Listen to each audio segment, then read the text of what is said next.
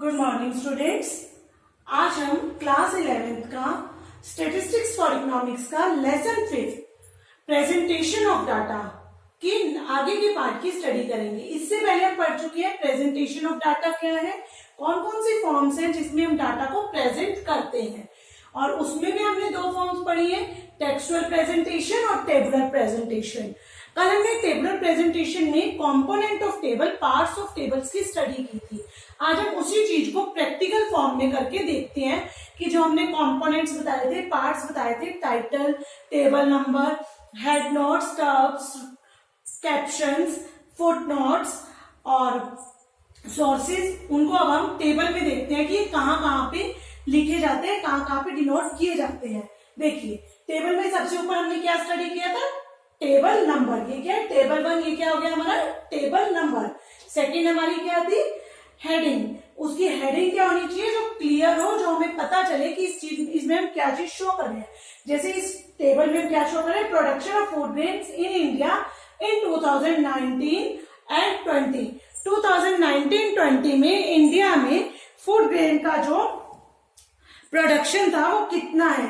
Third हमारा क्या था, हेड नोट। हमने कहा था तो जो हेड नोट होता है वो हेडिंग के नीचे ब्रैकेट में दिया जाता है। जैसे हमें ये दिया गया कि फूड ग्रेन का जो प्रोडक्शन 2019-20 में है वो किस में है, टोटल इन लाख टन और परसेंटेज की फॉर्म में। उसके बाद हमने पढ़ा था स्टब हेड। स्टब हेड क्या थी, जो रॉ की हेडिंग्स होती हैं। रॉ की हेडिंग्स जो होती है वो हमारी क्या होती है, stub head, food grains, rice, wheat, others. और उसके बाद हमने क्या पढ़ा था, कैप्शंस। कैप्शंस क्या है, जो कॉलम्स की हेडिंग्स होती हैं।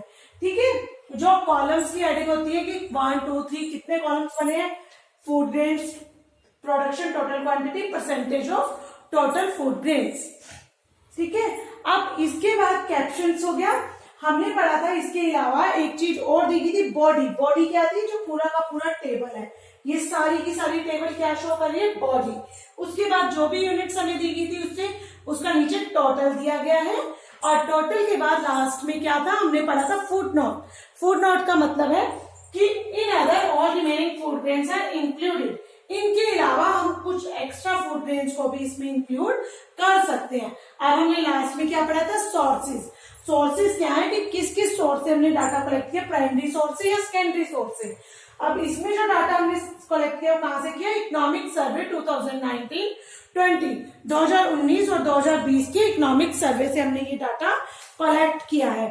ठीक है, अब इसके बाद जब हमें ये सब पता चल गया कि टेबल के कंपोनेंट्स और पार्ट्स क्या है, इस पे हमारा 4 मार्क्स का शॉर्ट क्वेश्चन आता है कि write down any 4 components of table and write down parts of tables, कुछ भी क्वेश्चन होता है। ठीक है, अब इससे आगे जो हम स्टडी करते हैं वो ये है कि जो टेबल है, फीचर्स ऑफ गुड टेबल। एक अच्छी टेबल के फीचर्स क्या है। अब इस चीज को देख के हम बता सकते हैं एक अच्छी टेबल के फीचर्स क्या है, क्या फीचर्स है। एक अच्छी टेबल में क्या होना चाहिए, सबसे पहले टाइटल। टाइटल ऐसा होना चाहिए जो उस टेबल में जो भी चीज हम शो ऑफ कर रहे हैं उसको सही से प्रेजेंट करे। सेकेंड चीज क्या है हमारी, टाइटल के बाद इसमें क्या होना चाहिए, कंपैरिजन। इसमें हम अगर फूड ग्रेन का प्रोडक्शन शो कर रहे हैं तो जो फूड ग्रेन का प्रोडक्शन है वो इस तरीके का होना चाहिए कि उसमें इजिली कंपैरिजन करे। अगर मैं फूड ग्रेन शो कर रही हूँ, राइस, व्हीट और अदर्स, ये सारे फूड ग्रेन से है, इनमें मैं कंपैरिजन इजिली कर सकती हूँ। लेकिन अगर इसकी जगह मैं राइस के बाद क्लॉथ्स लिख देती, क्या हम उसमें कंपैरिजन कर सकते थे, वो सेम चीज नहीं होती। थर्ड, इसके बाद आता है हमारा स्पेशल एम्फेसिस। कई बार क्या होता है कि कुछ आइटम्स ऐसी होती हैं जिसपे हमने स्पेशल एम्फेसिस देना है। जैसे मैंने यहाँ बता दिया production of food grains in India in 2019-20, ये तो मैंने बता दिया। मैंने ये तो नहीं बताया वो किस चीज में, लाख टन में या 1000 टन में। अब जो ये क्या है, ये हमारा क्या है, हेड नोट।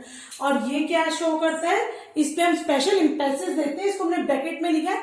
क्यों लिखा है, क्योंकि इससे हमें पता चल रहा है कि जो फूड ग्रेन का प्रोडक्शन है वो किस में हम शो कर रहे हैं, लाख टन में। ठीक है, इसके बाद हमारा आता है कि जो स्टब्स हैं और कॉलम्स हैं, जो भी हमारी टेबल हो उसका साइज आइडियल होना चाहिए। मतलब वो ऐसा नहीं होना चाहिए ना तो हद से ज्यादा बड़ी हो ना वो हद से ज्यादा छोटी हो। ये जो साइज है ये एकदम सही साइज है। ठीक है, उसके बाद हमारा आता है स्टब्स। अगर स्टब्स जो है बहुत, अगर रोज हमारी बहुत लंबी लंबी बन रही है तो जो स्टब्स की हेडिंग है वो कहां पर लिखी जाएगी, राइट हैंड साइड में। ठीक है, वो लेफ्ट में ना लिख के हम राइट हैंड साइड में लिखेंगे। ओके, उसके बाद हमारा आता है यूज ऑफ जीरो। जीरो जो होता है हमारी क्वांटिटी ऑफ वेरिएबल को शो करता है, इसलिए इसमें जीरो का यूज किया जाता है। और इसके अलावा इसमें एब्रीविएशंस को यूज नहीं किया जाता, लाइक गवर्नमेंट, एमपी, ये, क्योंकि एब्रीविएशन से हमें सही ज्ञान नहीं मिलता, सही नॉलेज नहीं अवेलेबल होती। इसके अलावा यहाँ पे हेडिंग्स हमेशा कैसी होनी चाहिए, क्लियर और अट्रैक्टिव होनी चाहिए और बोल्ड लेटर्स में होनी चाहिए, ताकि देखने वाले को इजिली क्लियर हो जाए। इसके बाद हमारा क्या आता है, फुट नोट्स। जो फुट नोट्स होते हैं इनकी कोई ज्यादा जरूरत नहीं होती, लेकिन हम ये इसलिए लिखते हैं, इससे हमें पता चल जाता है कि हमने किस किस आइटम को इसमें इंक्लूड किया, और इसके अलावा हम और किस किस आइटम को इसमें इंक्लूड कर सकते हैं।